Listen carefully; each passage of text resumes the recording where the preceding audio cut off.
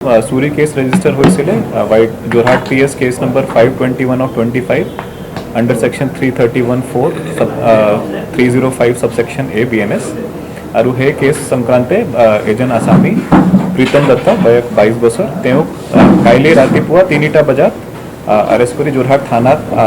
आना হৈছিলে आयो हमारा से कुमुद गुंदिया फुकन एएसआई तेव हेतु अक्यूजक अरेस्ट करी यात आनी और Jorhat लकअपत राखिছিলে at 3 AM in the morning तार पिছত आमार सेंट्री जीवने आसिले तेव at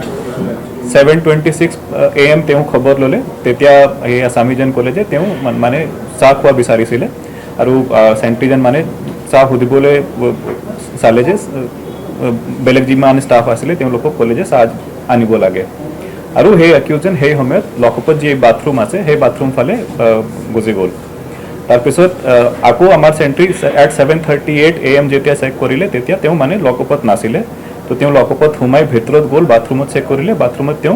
हैंगिंग कंडीशनत देखा पाले इमिडिएटली तेव तारपुरा नामाले और तेतिया आमार emergency officer आसिले sub inspector Devajit जनाई इमिडिएटली तेव जेएमसीएच आमी शिफ्ट करिलु और जेएमसीएच डॉक्टरे तेव ब्रॉड डेड डिक्लेयर करिले तो तार पिছত परियाले जी आसे परियाले आको एटा केस दिले हेटू केस आमी होमिसाइड सेक्शनत रजिस्टर करिसु Jorhat PS case number 534 of 25 तेव माने पुलिसर ऊपर जी आपत्ति करिसे हे आपत्ति मते हमार एटा केस रजिस्टर होइसे और जी डेथ होल इन द लॉकअप हे डेथ इन्वेस्टिगेट करा कारणे ऑलरेडी आमी Jorhat PS UD case unnatural death case number 56 of 25 हेटू रजिस्टर करिसु तो एतिया एटा प्रथम होइसिले आमार सूरी केस जार मर्मे आमी अभी तक आनिसिलु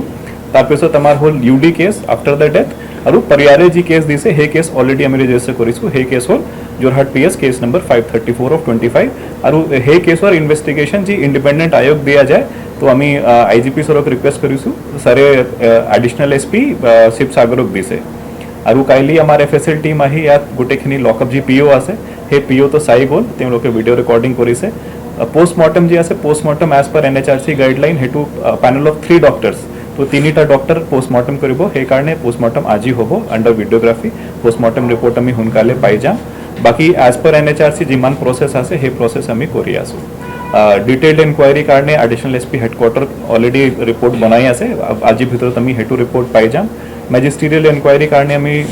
डीसी जोरहाटक लिखिसु और for judicial inquiry also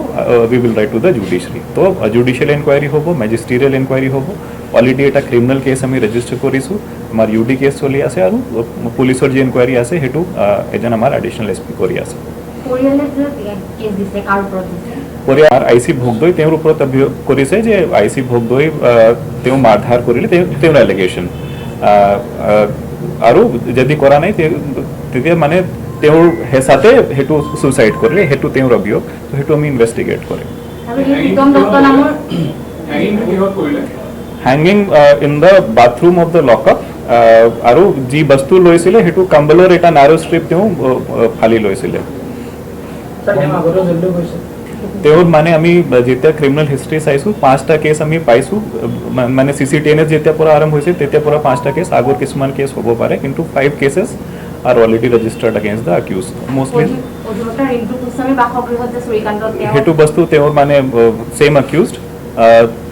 on the lead of the accused आमी माने रिकवर करिसु वस्तु तो माने हेतु प्रूवन जे तेव हे करिसिले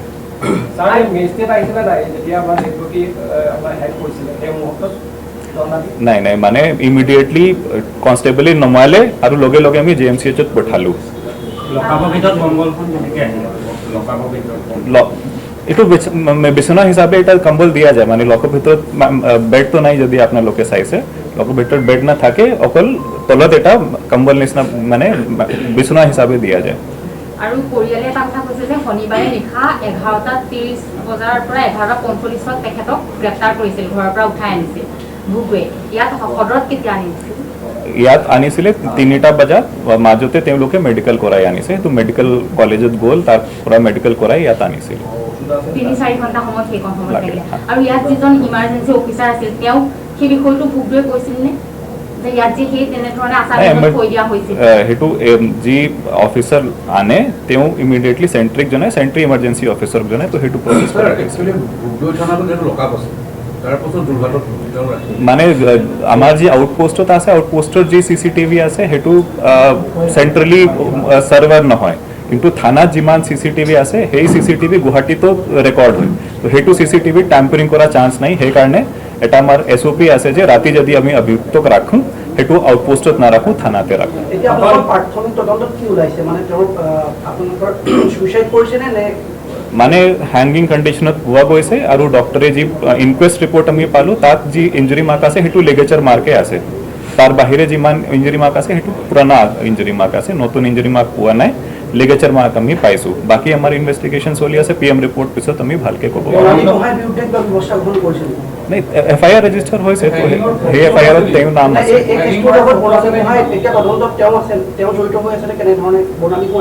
নাই নাই, যি কথাটো মই স্পষ্টকৈ ক'ব বিচাৰিছোঁ, বৰ্ণালী গোহাঁই তেওঁ অভিযুক্ত, যিহেতু মই মোৰ প্ৰশ্নটো ষ্টাৰ্ট কৰি দিছোঁ, যিহেতু সাধাৰণ মানুহ যদি হ'লহেঁতেন এই ইমান ডাঙৰ এটা ঘটনা, আপোনালোকৰ ধাৰাটো ছাৰ কিমান হৈছে 105,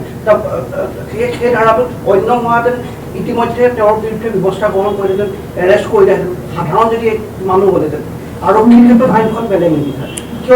দুটা বস্তু আছে, নাই দুটা বস্তু আছে। প্ৰথমটো হ'ল যে পুলিচৰ বিষয়া আছে, সেইকাৰণে এজন ইণ্ডিপেণ্ডেণ্ট আয়োগ দিয়া হৈছে। Second, for public servant there is a protection, মানে তেওঁ যি in the line of action যদি তেওঁ কিবা কৰে তেওঁৰ কাৰণে এটা প্ৰটেকশ্যন থাকে, তো সেইটো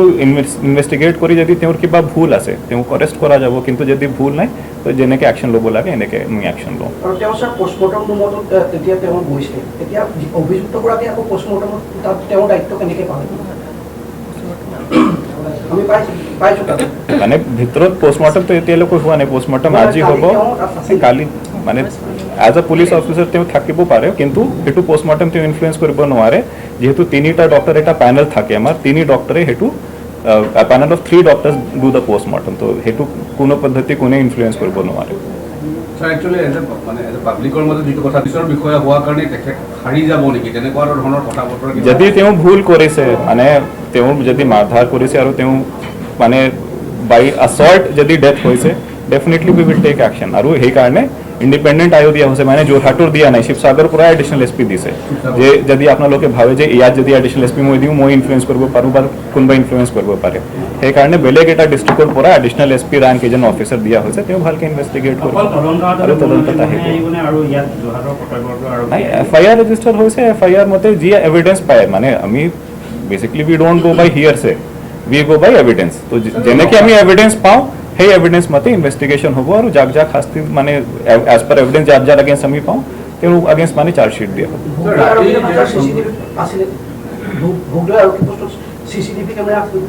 ভোগদৈ আৰক্ষী আউটপোষ্টত CCTV আছে, কিন্তু সেই CCTV লকআপ ওচৰত আছে নে নাই সেইটো আমি ক'ব নোৱাৰোঁ, কিন্তু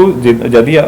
আমি যি CCTV ইয়াত চালোঁ এট 7:26 আছামীজনে ভালকৈ ঘূৰি আছিলে, তাৰপিছত নিজে খোজকাঢ়ি গৈ এইটো বাথৰুমত গৈছে, আৰু আমাৰ কনষ্টেবল যেনেকৈ কৈছে তাত আমি লিগেচাৰ ৰিকভাৰো কৰিছোঁ, মানে যেতিয়া FSL টিম আহিলে সেই লিগেচাৰ তাত আছিলেই, তো আফটাৰ দ্য ইনচিডেণ্ট লকআপ আমি চিল কৰি দিছিলোঁ। সন্ধিয়া যেতিয়া FSL টিম আহিলে তেতিয়া আমি লকআপ খুলিলোঁ, আৰু আমি নিজে গৈ তাৰ পৰা সেই গোটেইখিনি বস্তু চিজ কৰিছোঁ, যে লিগেচাৰ যি আছিলে সেইটো লিগেচাৰ তাৰ পৰা চিজ হৈছে। হেংগিঙৰ ফটোগ্ৰাফ লোৱা নাই, যে সোনকালে তেওঁ মানে কনষ্টেবল সোমাইছিলে ভিতৰত, তেওঁ ক'লে যে ইমিডিয়েটলি নমাই দিব লাগে, সেইকাৰণে সেইটো তেওঁ ফটো ল'ব পৰা নাই। ছাৰ, যিহেতু তেওঁলোকৰ পৰিয়ালৰ লোকে কৈছিলে 11:55 তেওঁক ঘৰৰ পৰা অনা হৈছিল, এতিয়া মেডিকেল কোনটো সময়ত কৰা হৈছিলে, সময়টো ছাৰ মেডিকেলৰ টাইম? মেডিকেলৰ টাইম এক্সেক্টলি মানে between 11:45 and 3 at 3 AM the accused was here, মানে 3টা বজাত তেওঁ অলৰেডি লকআপত আছিলে, তো মেডিকেল কৰাওঁতে মানে 2-3 ঘণ্টা লাগি যায় প্ৰায়। ইনকুৱেষ্টটো আফটাৰ দ্য ডেথ কৰোঁ না আমি, ইনকুৱেষ্টটো মানে যেতিয়া আপোনালোকে এটা বডি পায় হেংগিং অৱস্থাত প্ৰথম ৰিয়াকশ্যন কি হয়, ইমিডিয়েটলি নমাই তেওঁক ৰেস্কিউ কৰাৰ চেষ্টা কৰোঁ আমি, সেইটো কৰে। আৰু ছাৰ লকআপটোৰ কাষত সাধাৰণতে এজন চন্দৰী থাকে। থাকে কেনেকৈ ছাৰ লকআপৰ ভিতৰত আৰক্ষী থানাৰ লকআপৰ ভিতৰত চুইচাইড মানে সেইকাৰণে মই কৈছোঁ তাৰ যে ভিতৰত যদি হেৰিও নাথাকে ৰছী বা নাই লকআপতো তেওঁ চাই থাকে কিন্তু বাথৰুমত কোনে গৈ চাব বাথৰুমত কি কৰি আছে কেনেকৈ চাব আপুনি বিচাৰে যে বাথৰুমত আমি CCTV লগাই দিওঁ বা বাথৰুমত আমি চেণ্ট্ৰি এইটোতো আমি কৰিব নোৱাৰোঁ কিছুমান গ্যাপ থাকে ছাৰ সমান্তৰালভাৱে আৰু এটা ঘটনা হৈছে সেই ঘটনাটোৰ ওপৰত কিবা এটা ছাৰ কেইজন ধৰিছে কি কথা সেই ঘটনাৰ ওপৰত ইমিডিয়েটলি কেছ ৰেজিষ্টাৰ কৰা হৈছে আৰু তিনিজন অভিযোগ যি FIR নেমড একিউজ আছে তেওঁক ধৰি আজি তেওঁলোকক কোৰ্টত প্ৰডিউচ কৰা যাব তিনিজনক ধৰিলে অভিযুক্ত আছে মানে মই আহ্বান জনাইছোঁ যে যদি কোনোবা কিবা খবৰ পায় আমিতো লাগিহে আছোঁ আফটাৰ দ্য ৰেজিষ্ট্ৰেশ্যন ইটছেল্ফ আমি মানে বিচাৰি আছোঁ কিন্তু যদি কাৰোবাক কোনোবা খবৰ পায় সেইটো আমাক জনাই দিলে মোৰ নম্বৰ মই দি আছোঁ 6026900672 সেই নম্বৰত ডাইৰেক্টলি মোক ফোন কৰিব পাৰে আমি লগে লগে তাক এৰেষ্ট কৰিম ইনভেষ্টিগেশ্যন যিজনে কৰিলে তেওঁ ৰাইজে কালি যিটো কথা কৈছে আপুনি নিজে কৈছে স্পটত চব কালি যিটো চিটুৱেশ্যন হ'ল কিন্তু ডাইৰেক্টলি ব্লেম কিন্তু পুলিচক দিছে ইনভেষ্টিগেশ্যন ভালকৈ নকৰিলে কাৰণ বিশেষকৈ এটা মানে সেক্সুৱেল এছৰ্ট তাতে সৰু মানে আসামি যদি ন ধৰা যায় এটা আপত্তি থাকে আৰু as abundant precaution মই কৈছোঁ যে ঠিক আছে যদি আপোনাৰ আপত্তি আছে আইও এগেইনষ্টত আমি এজন সিনিয়ৰ অফিচাৰ দি দিম সেইকাৰণে মই এজন DSP ৰেংক অফিচাৰ SIT গঠন কৰি ইমিডিয়েটলি আমি দিছোঁ এতিয়া পৰিয়ালৰ 8জনক তেখেতৰ গ্ৰেপ্তাৰ আটক কৰা হৈছে সোধপোছ কৰাৰ কাৰণে এজনৰ আমি তাতে ইনভলভমেণ্ট পাইছোঁ তেওঁক আজি ফৰৱাৰ্ড কৰা যাব বাকীজনক সোধপোছ কৰাৰ কাৰণে আনিছিলোঁ ৰাতি ৰাখিছিলোঁ এতিয়া তেওঁলোকে যাব পাৰে কিন্তু আকৌ যদি দৰকাৰ হয় তেওঁলোকক মাতা বিজয় গন্ধৰ বাকী পৰিয়ালবৰ্গ পিতৃটো অলপ বয়সস্থ আছে বাকী পৰিয়ালবৰ্গ যিমান আছে তেওঁলোকক অনা হৈছে মৰিয়নি কেছটো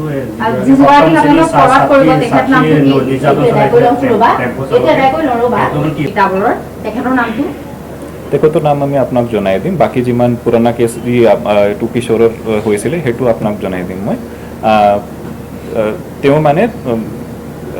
ৱাইফৰ মামাই হয় আৰু তেওঁ মানে হাৰ্বাৰিং কৰিছিলে মানে আফটাৰ দ্য ইনচিডেণ্ট তেওঁ ঘৰত ৰাখি পলাবলৈ তেওঁ সহায় কৰিছে 11টা দিন ছাৰ যিগৰাকী সন্দিকৈ পাৰ্টিৰ তদন্তকাৰী বিষয়া আছিল তেখেতে যদি অকণমান সেই কিশোৰীগৰাকীক মানসিকভাৱে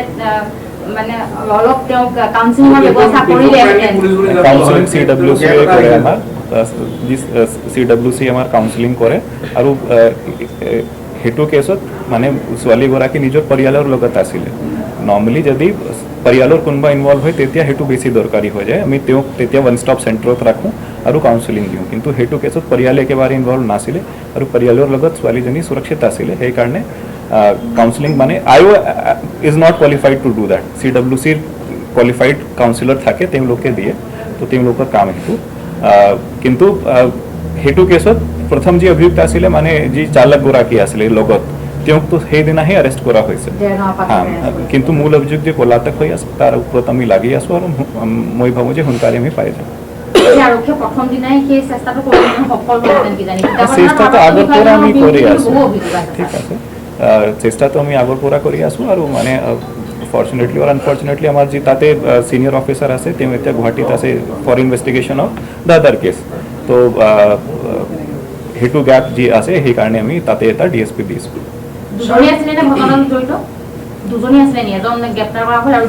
এজ পাৰ FIR দুজনে আছে আৰু ইনভেষ্টিগেশ্যন মতে আমি দুজনে পাইছোঁ এতিয়া আউটপোষ্ট আছে থানা নাই যোৰহাট থানা আছে নাই থানাত দিছে থানাত আছে প্ৰত্যেক থানাত আছে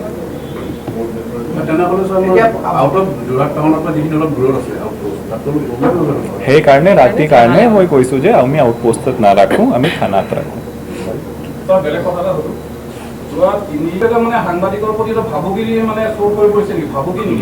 এজ এ ৰেছপনচিবল চিটিজেন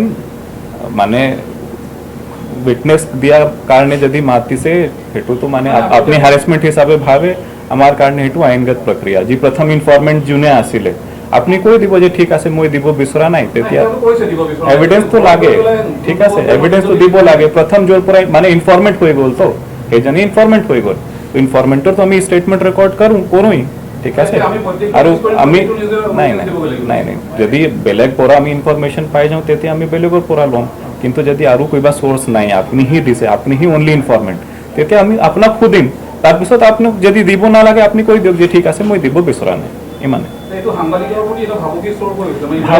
ভাবুকি আপুনি নিজে মানি লৈছে নে ভাবুকি যদি মানে তেওঁ এজ এ শুনক তেওঁ এজ এ একিউজটো দিয়া নাই তেওঁ এজ এ উইটনেছ মাতিছে ঠিক আছে এজ এ ৰেছপন্সিবল চিটিজেন মানে as policemen we are also the citizen শুনক দাদা as policemen we are also the citizens of this place আৰু আপুনি হোৱা আছে ঠিক আছে কিছুমান দায়িত্ব আপোনাৰো আছে কিছুমান দায়িত্ব আমাৰো আছে সেই দায়িত্ববোধটো হ'ব লাগে সাংবাদিকৰ দায়িত্ব পেপাৰত নিউজ কৰা সাংবাদিকৰ দায়িত্ব পেপাৰত নিউজ কৰা গতিকে উইটনেছ দিয়াটো দায়িত্ব নাই কিছুমান কেছত আমাৰ সাংবাদিকে নিজে আহি উইটনেছ দিছে সেইটো প্ৰেচিডেণ্ট আছে ঠিক আছে দিবলৈ আহিবলৈ মই 4.5 ঘণ্টা বহি আছোঁ সেইকাৰণে থানালৈ নহয় ছাৰ শেহতীয়াকৈ যিটো যোৰহাটত হত্যাকাণ্ড আমি এনেকে যদি কণ্টিনিউ কৰি ৰাতিলৈকে আমি বহি কথা পাতিব পাৰোঁ ঠিক আছে আপোনালোকে এইটো শেষ কৰি আমি বহি ল'ম ঠিক আছে একাপ চাহ খাম আৰু ভালকৈ কথা পাতিম এটা কথা সুধো যে আমি দেখা পাইছোঁ যে যোৰহাটত একাংশ যি দক্ষ আৰক্ষী বিষয়া আছে কিন্তু আমি দেখা পাইছোঁ যে ভোগদৈ আউটপোষ্টৰ বৰ্ণালী গোহাঁই নামে কৈ দিছোঁ তেখেতৰ বিৰুদ্ধে ইলিগেশ্যন আহিছিলে যেতিয়া আমাৰ হোম ষ্টে যিটো কাণ্ড হৈছিলে উকিলৰ সৈতে এটা নেক্সাছ আছে য'ত নেকি আপোনাৰ তেওঁলোকে যিটো গ্ৰাউণ্ড অফ এৰেষ্টত নিজে ভুল কৰি দিয়ে আৰু তেনেকৈ ৰিয়েলি তেনেকৈ ক্ৰনলজিকেলি পোৱা গৈছিলে সেইটো আমি বাতৰিও কৰিছিলোঁ তাৰপিছত ছাৰ তেওঁৰ ওপৰত গ্ৰাউণ্ড অফ আৰেষ্ট তেওঁ দিছিলে মানে কিছুমান ক্ষেত্ৰত আমাৰ লাৰ্নেড যি ডিফেন্স কাউন্সিল আছে তেওঁ কিবা কিবি কৈ দিয়ে সেইটো অলৱেজ ফেক্ট নহয় ঠিক আছে যি আপোনালোকৰ ইয়াত ধৰ্ণা প্ৰদৰ্শন হৈছিলে তাৰপিছত যি কেছ আমি কৰিলোঁ তাতো আমাৰ লাৰ্নেড কাউন্সিল কিছুমান বস্তু কৈছিলে কিন্তু আমি জাজমেণ্টত সেইবিলাক ফেক্ট পোৱা নাই জাজমেণ্ট একেবাৰে বেলেগ লাইনত দিছে কোৰ্টে তো কিছুমান কথা মানে কোনোবা বেলেগ ধৰণে কয় দ্য ফেক্টছ আৰ ডিফাৰেণ্ট আৰু ছাৰ সেইদিনাখন যিটো আমি নিউজ কৰিছিলোঁ যিটো আপোনাৰ গাড়ী চোৰ নেক্সাছ কৰিছিলে সেইটো বাৰম্বাৰ মৰিগাঁও থানাত এজাহাৰ দিছে সেইটোৱে মই কৈ আছোঁ যদি আমি ডিছকাছ কৰিবলৈ যাওঁ এতিয়া ৰাতিলৈকে আমি সেইটো ডিছকাছ কৰি থাকিম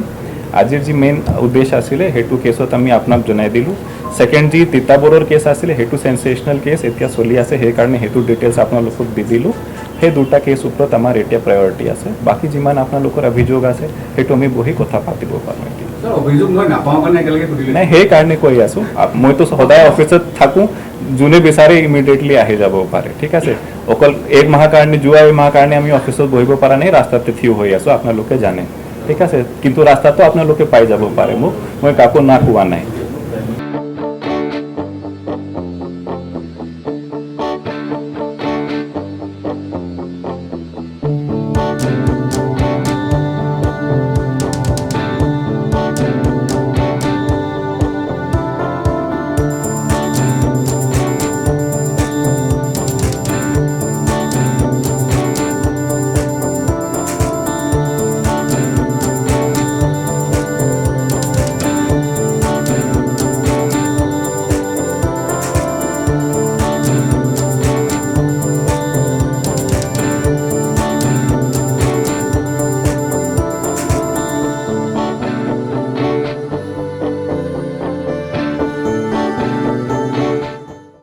যোৰহাটৰ প্ৰথমখন NABH স্বীকৃতিপ্ৰাপ্ত চিকিৎসালয় AJ নাৰ্ছিং হোমত নৱসংযোজন কেটলেব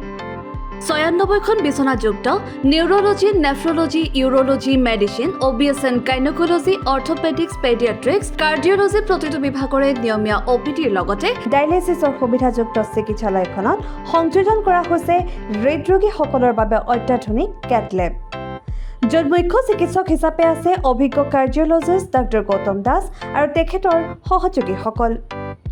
ইতিমধ্যে যোৰহাটস্থিত চিকিৎসালয়খনত প্ৰথমবাৰৰ বাবে সম্পন্ন হৈছে এনজিঅ'গ্ৰাফি আৰু এনজিঅ'প্লাষ্টি ইয়াৰ লগতে 12খন বিচনাযুক্ত ICU নিঅ'নেটাল ICU তথা মাল্টি স্পেচিয়েলিটি হস্পিটেল হিচাপে 3টাকৈ মডুলাৰ OTৰ উপৰিও 24 ঘণ্টাই ৰাইজৰ বাবে উপলব্ধ এক্স-ৰে আল্ট্ৰাছাউণ্ড আৰু CT স্কেনৰ লগতে অত্যাধুনিক চিকিৎসা সেৱা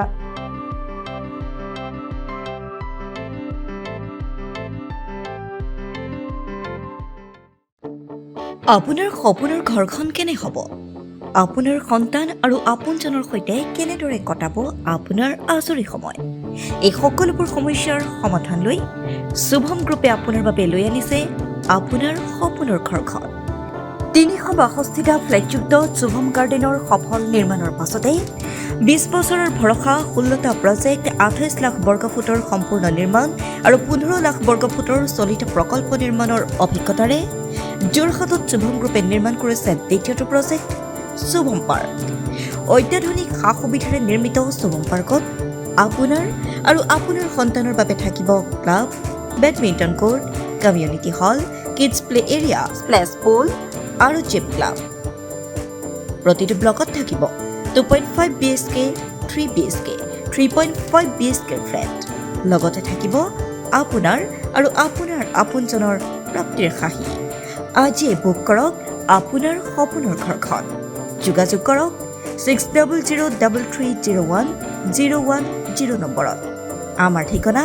সোণাৰীগাঁও, তৰাজান, যোৰহাট 785001। 6000ৰো অধিক বাসিন্দাৰ ভৰসা শুভম গ্ৰুপ।